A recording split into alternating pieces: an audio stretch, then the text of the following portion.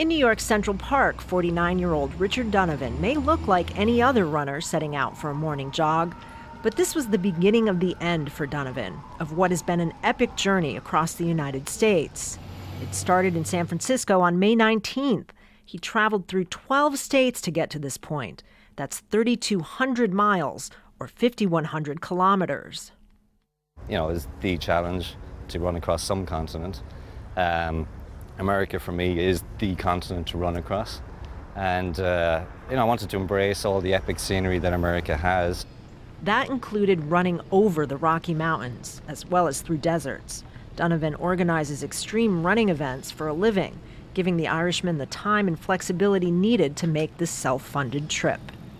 On the last day, he was joined by Heather Carr, one of just a handful of friends and family members who've helped along the way, including his brother, who drove the support vehicle. There is no rule except you run every step of the way, and that's what we did. So start, and where we finish at the end of one day, we start that exact same spot the next day. Doctors insisted he take a few breaks to give some severe blisters a chance to heal. This is the very last leg of a journey that began more than 3 months ago.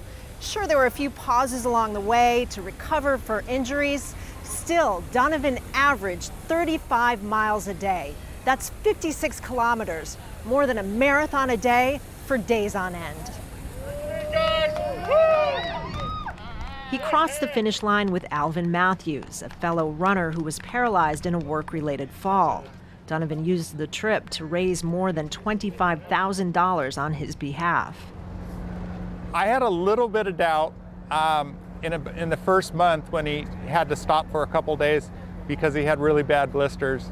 And I asked him if he was going to still be able to finish. And he couldn't believe that I asked him. It's like, well, of course I am. Donovan claims ultra running is about mental strength more than physical. How you feeling?